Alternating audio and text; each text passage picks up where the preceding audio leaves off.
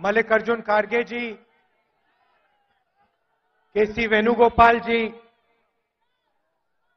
रमेश चेन्निथाला जी, नाना पटोले जी, थोराट जी,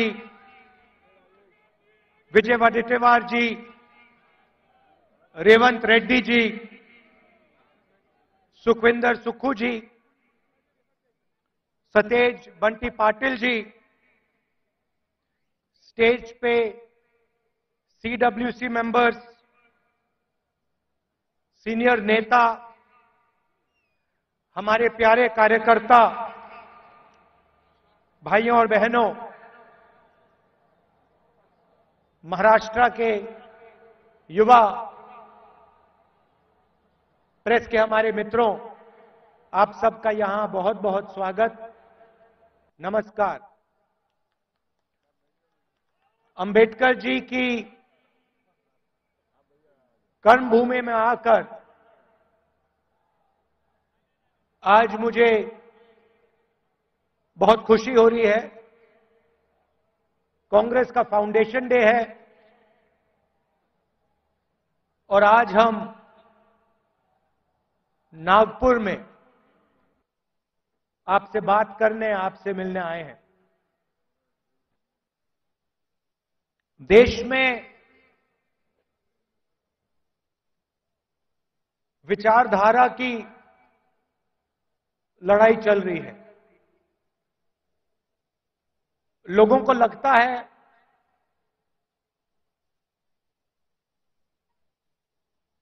कि राजनीतिक लड़ाई है,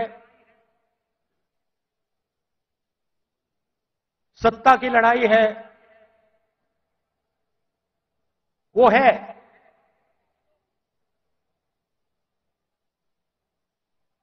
मगर इस लड़ाई की नींव जो है वो विचारधारा की है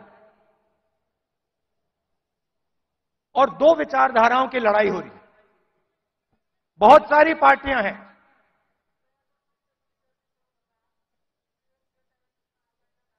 एनडीए में है, इंडिया अलायंस में है,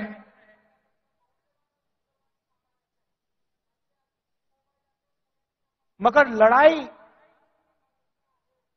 दो विचारधाराओं के बीच में है।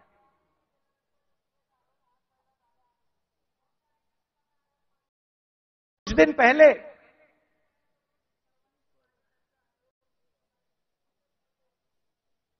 एक बीजेपी का एमपी मुझे लोकसभा में मिला। बहुत सारे बीजेपी के एमपी पहले कांग्रेस पार्टी में हुआ करते थे, ये भी कांग्रेस पार्टी में था।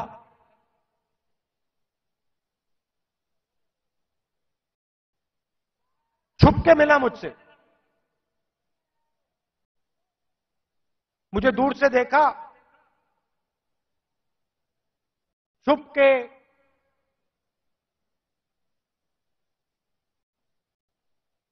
डर से कहता है, राहुल जी आपसे बात करनी है।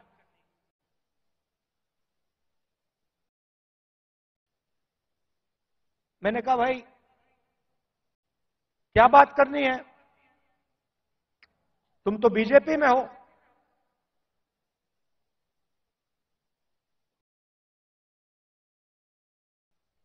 और फिर उसके चेहरे पे थोड़ी सी टेंशन दिख रही थी।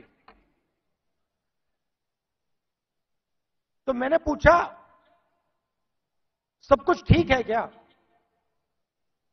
मैंने सोचा शायद घर में कोई बीमार हो, कोई दुर्घटना हो गई हो। मैंने पूछा सब कुछ ठीक है? कहता है नहीं।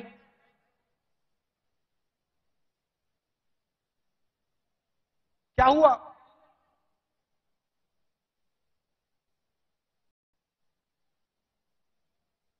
राहुल जी बीजेपी में रहकर सहा नहीं जाता।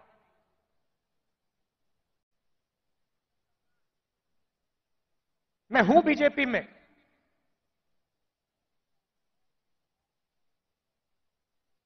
मगर दिल मेरा कांग्रेस में है।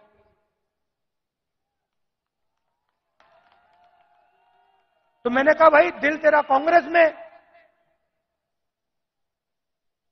शरीर आपका बीजेपी में।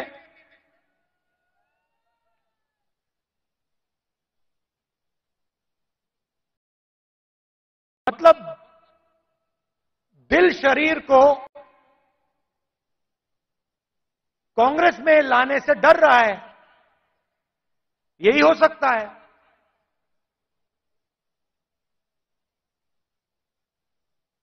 मैंने कहा मन क्यों नहीं बनता वहां? आप एमपी हो,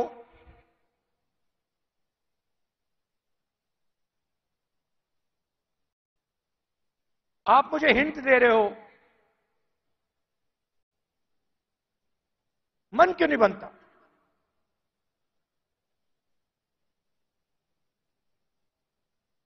कहता है राहुल जी, बीजेपी में गुलामी चलती है। जो ऊपर कहा जाता है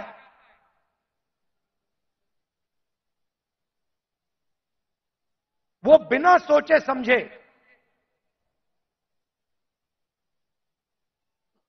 करना पड़ता है। हमारी कोई सुनता नहीं है। ऊपर से ऑर्डर आता है, मतलब जैसे पहले राजा ऑर्डर देते थे,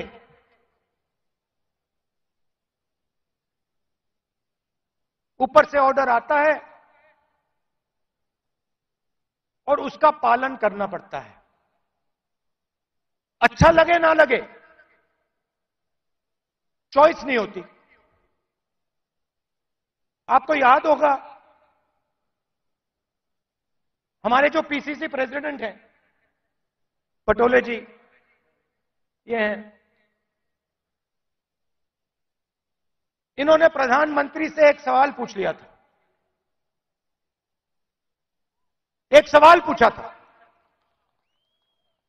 किसानों के बारे में। क्या सवाल था? जीएसटी जो आपने लगाया तो उसमें किसानों का क्या हिस्सा रहेगा? हाँ, तो सिर्फ एक सवाल पूछा। सवाल था जीएसटी जो आपने लगाया उसमें किसानों का क्या हिस्सा होगा। मोदी जी को सवाल अच्छा नहीं लगा, पटोले जी आउट हो गए।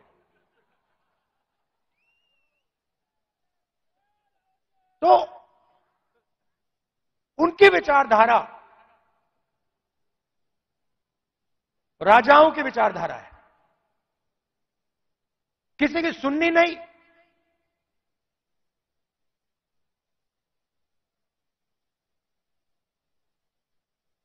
ऑर्डर ऊपर से आएगा,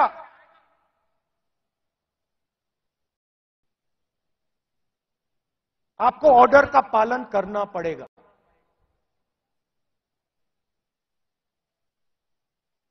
कांग्रेस पार्टी में आवाज नीचे से आती है। हमारा छोटा सा छोटा कार्यकर्ता हमारे किसी भी नेता को टोक सकता है। सही है ना? हमारे कार्यकर्ता मेरे सामने आते हैं और मुझे कहते हैं राहुल जी ये जो आपने किया मुझे अच्छा नहीं लगा। और फिर मैं उनको समझाता हूं कि देखिए मैंने ये इस कारण किया, और मैं उनकी सुनता हूं। उनकी जो आवाज है,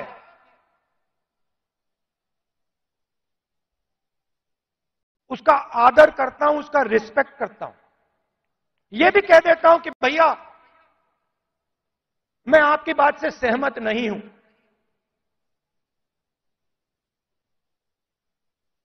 मगर उसकी आवाज सुनता हूं।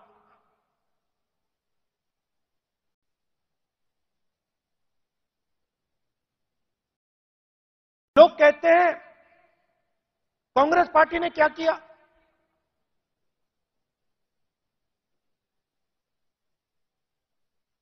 आजादी से पहले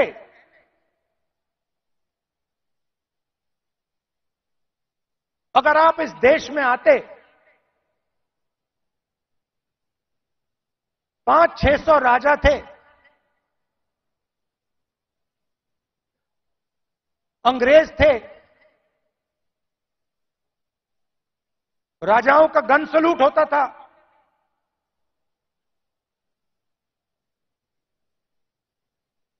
किसी को 19 तोपों का सलूट होता था, किसी को 21 तोपों का सलूट होता था।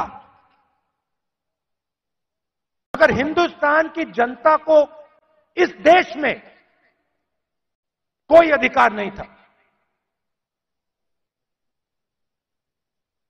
कोई अधिकार नहीं था,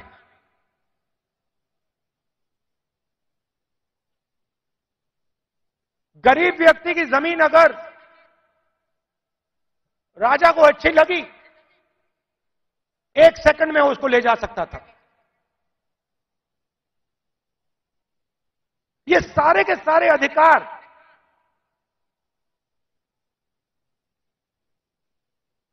जिनकी रक्षा कॉन्स्टिट्यूशन करता है,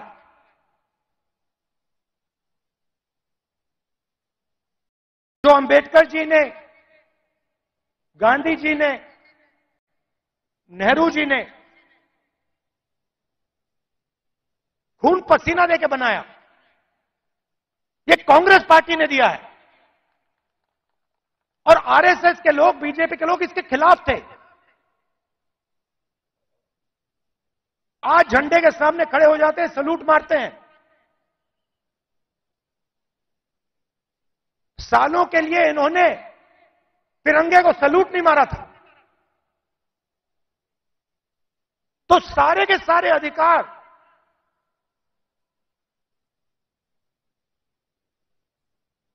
कॉन्स्टिट्यूशन से मिलते हैं।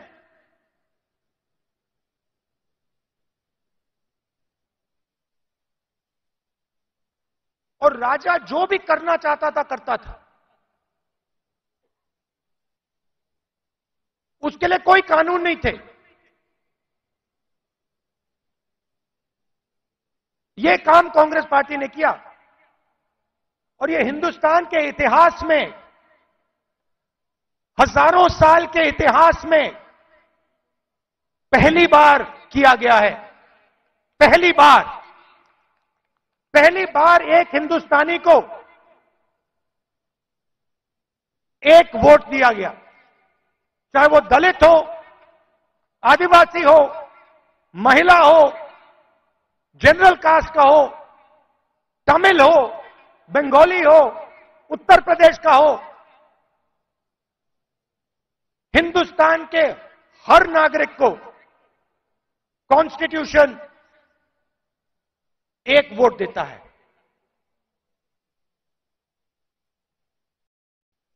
यह कांग्रेस पार्टी ने किया। गांधी जी जेल गए, नेहरू जी जेल गए, अंबेडकर जी ने सालों संघर्ष किया।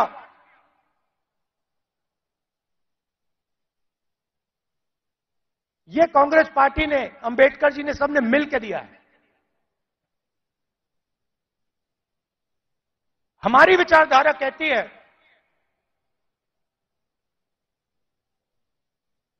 कि देश की लगाम हिंदुस्तान की जनता के हाथ में होनी चाहिए और देश को,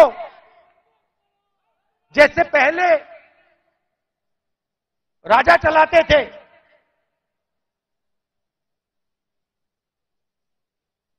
वैसे नहीं चलाया जाना चाहिए। हम जनशक्ति की बात करते हैं, लोक शक्ति की बात करते हैं। आप हमारे सारे के सारे कानून देखिए। आजादी की लड़ाई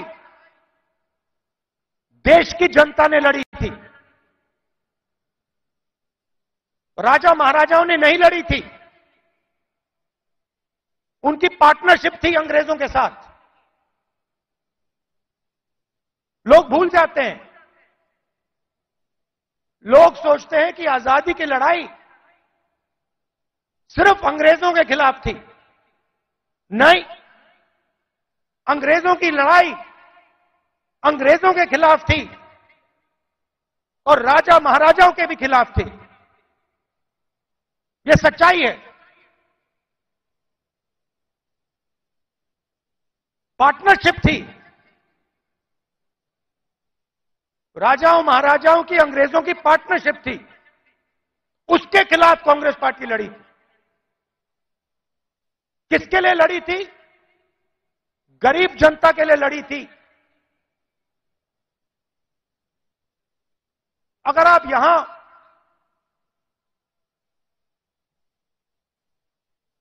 60-70 उससे पहले, इंडिपेंडेंस से पहले आप यहां आते, हिंदुस्तान की जनता के कोई अधिकार नहीं थे। महिलाओं के कोई अधिकार नहीं थे।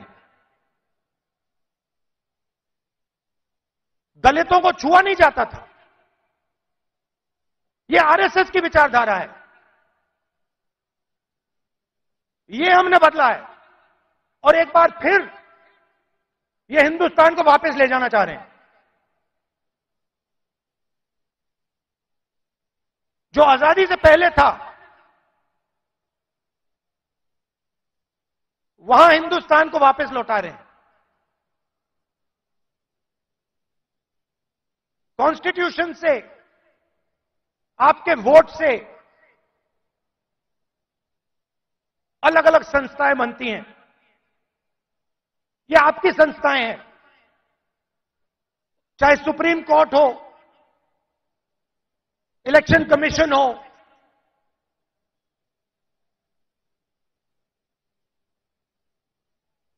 ये आपकी संस्थाएं हैं। सारे के सारे इंस्टीट्यूशंस पर ये कब्जा कर रहे हैं। आप हिंदुस्तान की सारी यूनिवर्सिटी देख लीजिए। सारे के सारे वाइस चांसलर आज एक संगठन के हैं। उनको आता होता कुछ है नहीं, कुछ नहीं आता उनको। हिंदुस्तान के वाइस चांसलर आज मेरिट पे नहीं बनते हैं। हिंदुस्तान के वाइस चांसलर आज अगर एक संगठन में हैं तब बन सकते हैं। तो सारे के सारे जो इंस्टीट्यूशंस हैं जिससे आपकी आवाज की रक्षा होती है, जिससे आप देश को चलाते हो, इन सब का ये कब्जा कर रहे हैं। मीडिया को देख लीजिए। कहा जाता था कि मीडिया लोकतंत्र के रखवाले हैं। मैं आपसे पूछता हूं, क्या आपको लगता है कि आज हिंदुस्तान का मीडिया लोकतंत्र की रक्षा कर रहा है? सुन लीजिए,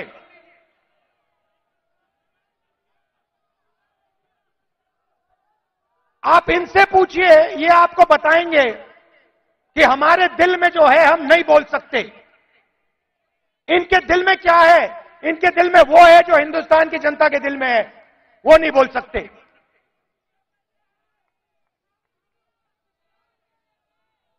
तो सारी की सारी संस्थाएं का कब्जा कर दिया मीडिया प्रेशर में। सीबीआई का प्रेशर है, ये देखो ईडी का प्रेशर है।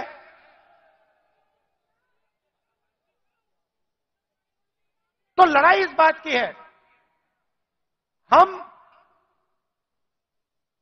देश की जनता को देश की शक्ति देना चाहते हैं। देश की जनता को देश की शक्ति हम पकड़ाना चाहते हैं। लोग कहते हैं कि कांग्रेस पार्टी ने सफेद क्रांति की। हमने सफेद क्रांति में मदद की, मगर सफेद क्रांति को आनंद के महिलाओं ने शुरू की। सफेद क्रांति हिंदुस्तान की नारी शक्ति ने की। हरी क्रांति देश के किसानों ने की। किसानों की शक्ति ने हरी क्रांति की। आईटी रेवोल्यूशन देश के युवाओं ने किया। कांग्रेस पार्टी ने मदद की, कांग्रेस पार्टी ने विजन दिया, मगर आईटी रेवोल्यूशन हमारे युवाओं ने किया।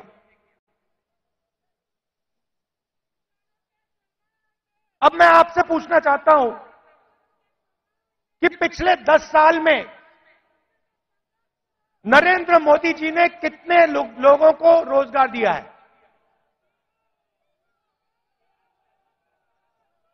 40 साल से सबसे ज्यादा बेरोजगारी आज है। और हिंदुस्तान के युवाओं की जो शक्ति है, करोड़ों युवाओं की जो शक्ति है, वो जाया हो रही है। आजकल हिंदुस्तान का युवा जॉब नहीं करता है। आजकल हिंदुस्तान का युवा 7-8 घंटे मोबाइल फोन पे कभी इंस्टाग्राम देखेगा, कभी फेसबुक देखेगा। ये सच्चाई है हिंदुस्तान की, और उसकी शक्ति जाया हो रही है।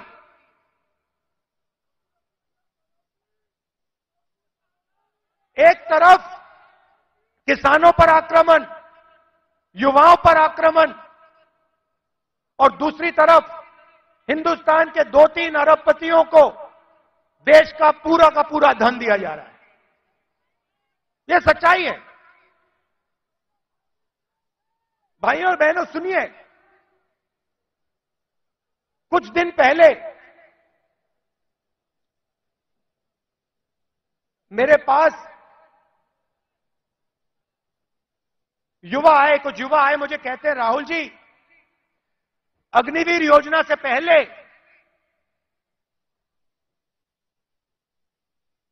हमें आर्मी में ले लिया गया था।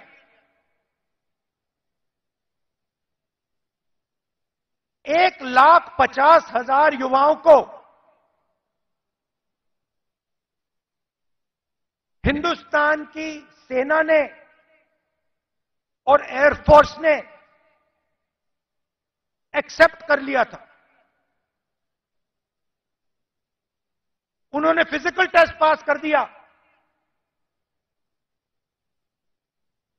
और एक्सेप्टेंस उनको मिल गई। 1,50,000 युवा।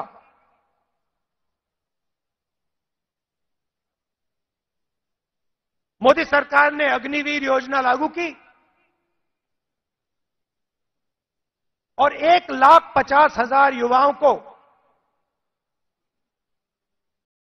उन्होंने आर्मी में, एयरफोर्स में नहीं आने दिया।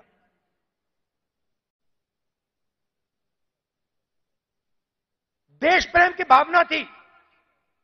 रो रहे थे, मेरे सामने रो रहे थे।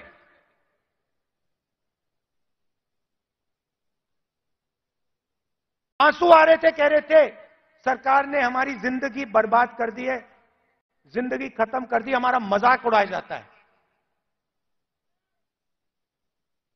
गांव में हमें झूठे सैनिक कहा जाता है। इतनी भी इज्जत नहीं रखी। उनको अग्निवीर योजना में भी नहीं आने दिया।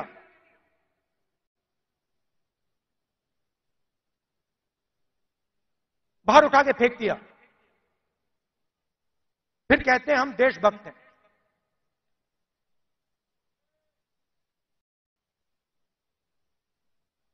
इससे देश का फायदा नहीं होने वाला।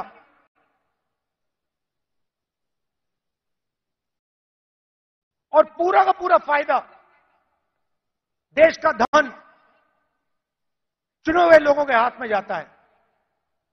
मैंने पार्लियामेंट में सवाल पूछा, बीजेपी के लोगों से पूछा, हिंदुस्तान को 90 लोग चलाते हैं, आईएएस के अफसर हैं, पूरे बजट को बांटते हैं। मैंने पार्लियामेंट में पूछा कि इनमें से ओबीसी कितने हैं, दलित कितने हैं, आदिवासी कितने हैं। बीजेपी के लोग चुप हो गए। ओबीसी की कम से कम 50% आबादी है, दलितों की 15% आबादी है, आदिवासियों की तकरीबन 12% आबादी है।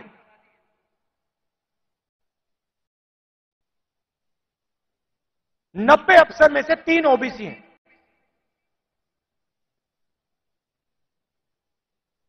कैसी ओबीसी सरकार चल रही है? उनको कोने में बैठा देते हैं, छोटे छोटे डिपार्टमेंट पकड़ा देते हैं,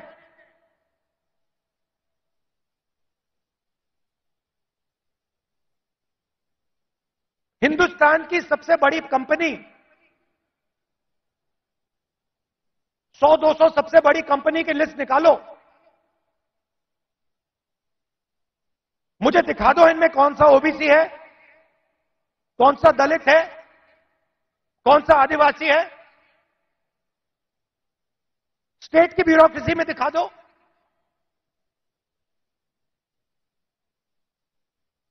आबादी आपकी 50%, दलितों की 15%, आदिवासियों की 12%।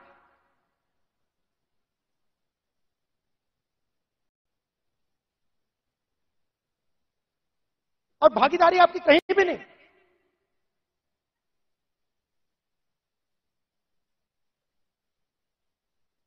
टॉप कंपनीज का नाम निकालो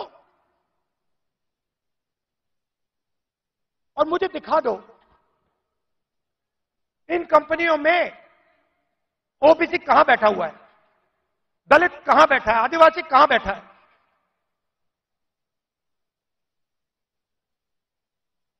और ये सिर्फ, मैं आईएएस की बात नहीं कर रहा हूं, हर फील्ड में यह हालत है।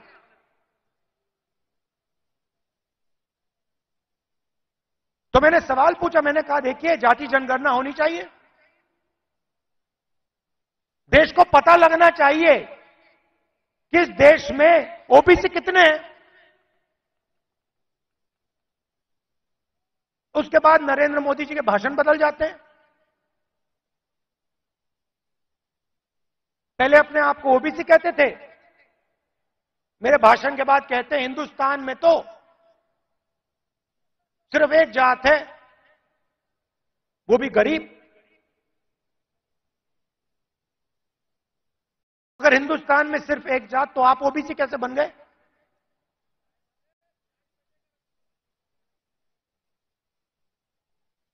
तो हमने निर्णय ले रखा है, जैसे ही हमारी सरकार आएगी, दिल्ली में आएगी, हम जाति जनगणना आपके लिए करके दिखा देंगे।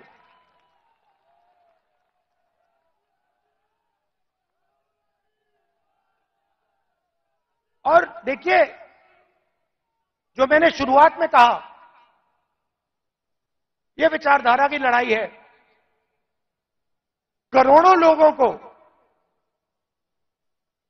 बीजेपी की सरकार ने गरीबी में फिर से धकेल दिया है। जो काम हमने भोजन के अधिकार से, मनरेगा की मदद से किया, वो सब खत्म कर दिया इन लोगों ने। और हमें दो हिंदुस्तान नहीं चाहिए। एक हिंदुस्तान अरबपतियों का, मीडिया वालों का, सेलफोन वालों का, सपने का, उसमें कोई सच्चाई नहीं है।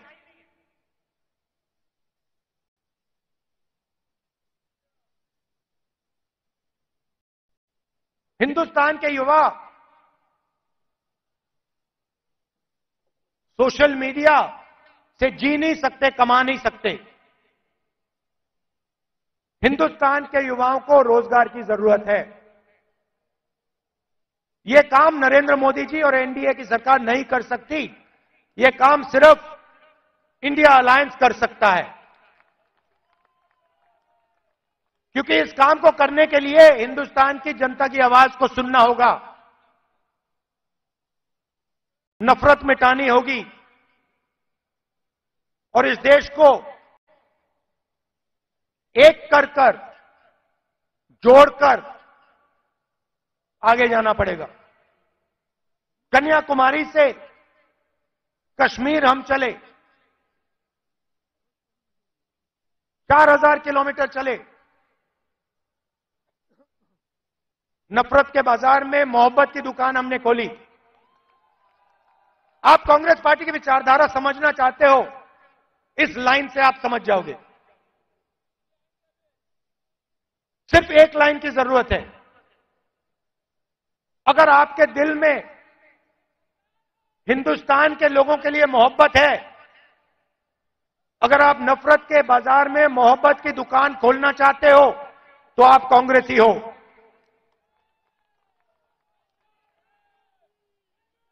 मैं कांग्रेस पार्टी के कार्यकर्ताओं से आखिरी बात बोलना चाहता हूं। देखिए, ये जो पार्टी है, और महाराष्ट्र के कार्यकर्ताओं से खासतौर से बोलना चाहता हूं, क्योंकि आप स्पेशल हो।